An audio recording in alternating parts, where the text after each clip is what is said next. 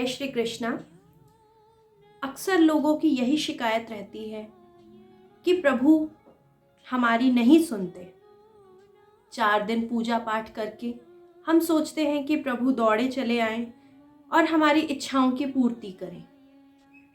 क्या आपने सोचा है कि जब हम किसी को आवाज़ लगाते हैं, 3-4 बार पुकारते हैं, तो वह व्यक्ति अवश्य पलटकर देखता है और उत्तर भी देता है। इसी प्रकार जब हम बार बार प्रभु का नाम भजेंगे, प्रभु का स्मरण करेंगे, तो प्रभु भी अवश्य आएंगे। वे भी हमारी इच्छाओं की पूर्ति करेंगे, वे भी हमारी पुकार सुनेंगे। इसी प्रकार एक नगर में एक मंदिर था। उस मंदिर में एक राजा रोज जाया करता था। उस मंदिर के दोनों तरफ 2 भिखारी बैठा करते थे। दाईं तरफ बैठा हुआ भिखारी यही कहा करता था, आज नहीं तो कल ईश्वर मेरी इच्छाओं की पूर्ति करेंगे, वे अवश्य मेरी पुकार सुनेंगे।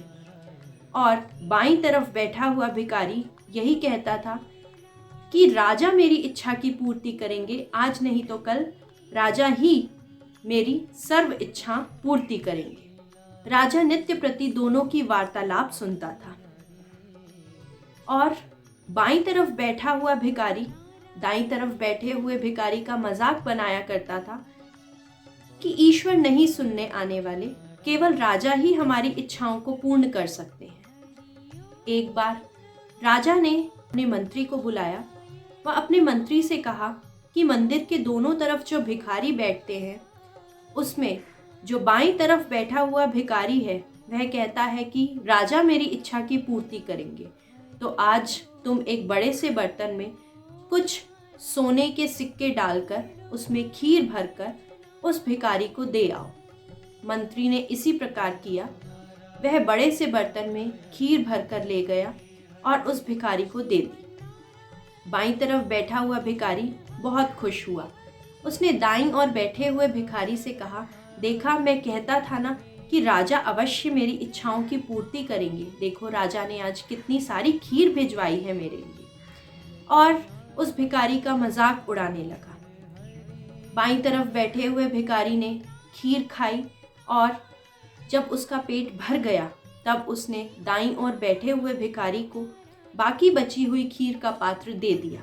वह कहने लगा, कोई ईश्वर वगैरह नहीं आने वाले हैं, तुम इसी को खाओ और तृप्त हो जाओ, और कहकर मजाक उड़ाने लगा। दाईं ओर बैठे हुए भिखारी ने चुपचाप उस खीर को खाया और घर चला गया। अगले दिन राजा मंदिर में आया। राजा ने क्या देखा कि बाईं तरफ बैठा हुआ भिखारी आज भी उसी अवस्था में बैठा था, परंतु मंदिर की दाईं तरफ खाली थी, वहां कोई भी नहीं था।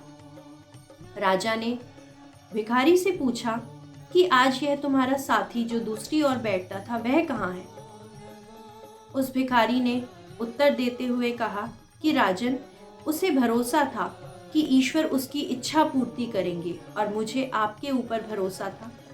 मैंने आपकी खीर पाई, खीर अत्यंत स्वादिष्ट थी। राजा ने पूछा, फिर उसके बाद क्या हुआ?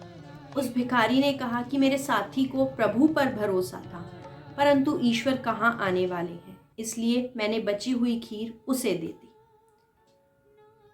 परंतु आज वह व्यक्ति नहीं था। राजा मन ही मन बहुत प्रसन्न हुआ कि देखो किस प्रकार मैंने उस पात्र में सोने के सिक्के रख कर दिए थे और ईश्वर की इच्छा से मैं एक जरिया बना और वह सोने के सिक्के दाईं ओर बैठे हुए भिखारी को प्राप्त हुए, जिसे प्रभु पर भरोसा था, विश्वास था। और यह बाईं ओर बैठा हुआ भिखारी, इसे खीर तो प्राप्त हो गई, परंतु इसे प्रभु पर नहीं, मुझ पर भरोसा था, इसलिए आज भी इसकी वही दशा है।